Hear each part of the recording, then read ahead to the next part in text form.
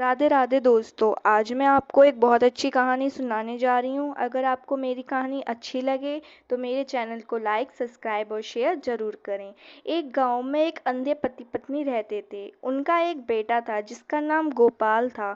अंधी होने के बावजूद भी उसकी माँ भोले बाबा का मन ही मन बहुत जाप करती थी और भोले बाबा पर उसका अटूट विश्वास था। यह भोले बाबा की कृपा का फल था कि गोपाल जैसा संस्कारी पुत्र उन्हें मिला। गोपाल अपने माता पिता की बहुत सेवा करता था।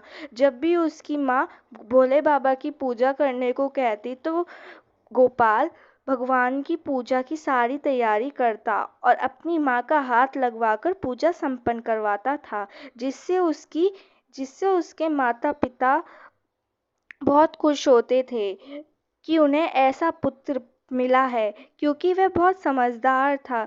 जब से वह समझने लगा था कि वो ही अपने माता पिता का सहारा है, क्योंकि वह जानता था कि वह अपने माता पिता की आँखें हैं और वही अपने माता पिता की आँखों का तारा है।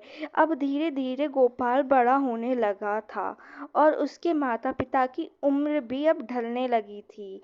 गोपाल को तो अपने माता पिता की सेवा के अलावा कोई और काम आता ही नहीं था। अब उनका घर का गुजारा कैसे होता, क्योंकि जो गोपाल के माता पिता थे वे तो अंधे थे, लेकिन भोले बाबा की कृपा से उन पे उनकी विशेष कृपा थी, क्योंकि वे अंधे होते हुए भी कपड़ा बुनने का काम करते थे और वे बहुत अच्छा कपड़ा बुनते थे जो बाजार में अच्छे पैसों में बिक जाता था, जिससे उनके परिवार का गुजारा होता था। लेकिन ढलती उम्र के कारण अब उन पे कपड़ा बुना नहीं जाता था। अब गोपाल बड़ा हो चुका था, लेकिन उसे तो कोई और काम आता ही नहीं था।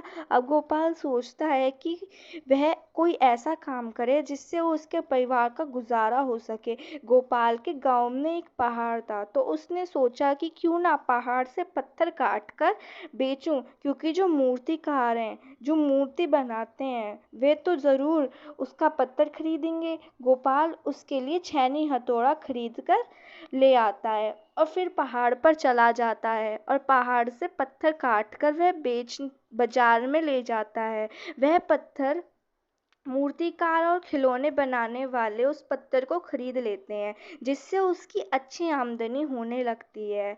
अब गोपाल और उसके माता पिता बहुत खुश थे। कहते हैं ना कि भगवान एक रास्ता बंद करता है तो दूसरा ज़रूर खोलता है, क्योंकि अब अंधे माता पिता का तो काम छूट गया था, लेकिन भोले बाबा की कृपा से गोपाल का काम चल निकला था। अब गोपाल के माता पिता कहने लगे कि गोपाल अब बड़ा हो गया है और कमाने भी लगा है, अब हमें इसकी शादी कर देनी चाहिए। और जब वह गोपाल को अपनी इच्छा के बारे में बताते हैं तो गोपाल का मन तो शादी करने का बिल्कुल नहीं था, लेकिन वह सोचता है कि मैं तो काम के सिलसिले में अधिकतर बाहर ही रहता हूँ, मेरे पीछे मेरे माता पिता को बहुत परेशानी होती है, कोई कोई तो उनके पास होना चाहिए। ऐसा सोचकर वह शादी के लिए हाँ कर देता है। लेकिन अब उसकी हालत को देखकर कोई भी अपनी लड़की का विवाह नहीं करना चाहता था, क्योंकि उसके माता पिता तो अंधे थे और वह लोग पैसे वाले भी नहीं थे। अब एक दिन गोपाल का पड़ोसी गोपाल के लिए एक रिश्ता लाता है, लेकिन जो लड़की थी वह गूंगी थी, पर गोपाल उससे विवाह के लिए मान जाता है। वह यह सोचता है कि लड़की अगर गूंगी है तो वह मेरे माता पिता की सारी बात सुन सकती है, जो मेरे माता पिता उससे कहेंगे तो वह उनको दे सकती है जो उन्हें चाहिए। अगर वे खाना पानी मांगेंगे तो वह समय पर उन्हें दे देगी। और ऐसा सोचकर गोपाल की शादी उस गूंगी लड़की से हो जाती है। अब गोपाल गूंगी लड़की की बहू अब वो जो गूंगी लड़की थी वह बहू बनकर उस घर में आ जाती है। गोपाल ने इतना सोचा भी नहीं था कि उसकी गूंगी पत्नी गोपाल के माता पिता की बहुत सेवा करती है। गोपाल जब अपनी पत्नी की सेवा भावना देखता है तो वह बहुत खुश हो जाता है। अब वह निश्चय होकर काम पर जाता है और जो भी पैसे कमा कर लाता है अपनी पत्नी को दे देता था। अब गोपाल की शादी को धीरे धीरे 1 वर्ष बीत जाता है। लेकिन उन्हें कोई संतान नहीं होती है, जिससे अड़ोसी पड़ोसी उसको ताना मारने लगते हैं। कहते हैं कि बेचारे का नसीब ही खराब है, पहले तो अंधे माँ बाप के यहाँ जन्म लिया और इसके बाद भी गूंगी लड़की से विवाह किया, और पत्नी भी बाज है, कोई औलाद पैदा ही नहीं कर सकती। लोग गोपाल के आगे तो नहीं बोलते थे, लेकिन उसकी गूंगी पत्नी के आगे जरूर बोलते थे। लेकिन वह बेचारी तो कुछ बोल ही नहीं पाती थी। लेकिन गोपाल को भोले बाबा पर पूरा विश्वास था। वह बचपन से ही अपनी माता के साथ पूजा करता आ रहा था। उधर उसकी पत्नी भी भोले बाबा को बहुत मानती थी, उसे भी पूर्ण विश्वास था कि एक ना एक दिन भोले बाबा की कृपा से मेरी गोद जरूर भरेगी। अगले दिन गोपाल पहाड़ पर पत्थर काटने के लिए जा रहा था। तभी उसे रास्ते में एक साधु मिलता है, जो एक पेड़ के नीचे बैठा हुआ था। जब वह गोपाल को देखता है तो कहता है, बेटा मुझे बहुत प्यास लगी है, तुम मुझे पानी पिला सकते हो क्या? तब गोपाल उस साधु को देखकर कहता है, साधु जी आप तो मुझे प्यासे भी लग रहे हो, लेकिन साथ में भूखे भी लग रहे हो। मैं तुम्हें खाना भी खिला सकता हूँ, आप मुझे बहुत कमज़ोर लग रहे हो, चलो मैं तुम्हें खाना खिला दूँ। और अपने घर ले आता है। घर के 4 लोगों का ही भोजन बना था, क्योंकि गोपाल इतना ही कमा पाता था कि जिससे वे चारों दिन के 2 टाइम भोजन कर सकें। अब गोपाल की पत्नी सोचती है कि अब मैं साधु जी को क्या खिलाऊंगी, घर में तो और खाना ही नहीं है। यह सोचकर वह अपना खाना साधु जी को खिला देती है।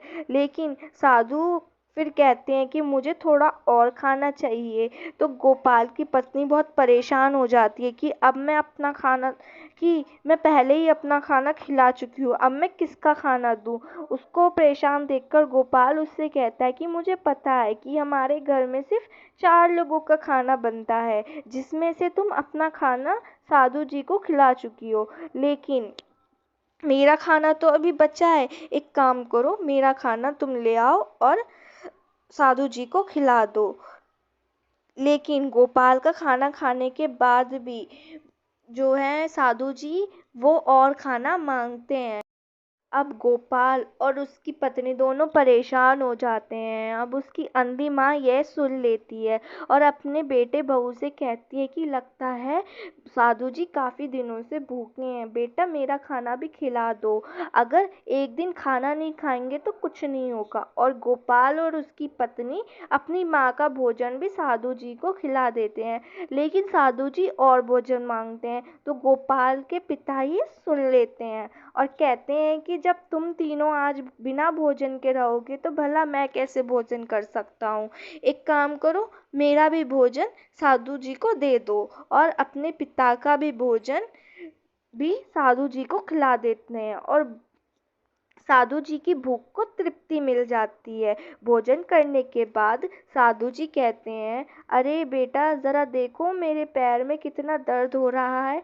गोपाल पूछता है, साधु जी आपके पैरों में क्या हो गया? तो साधु जी कहते हैं कि पता नहीं अचानक से मेरे पैरों में दर्द हो रहा है। यह सुनकर गोपाल साधु जी का पैर दबाने लगता है।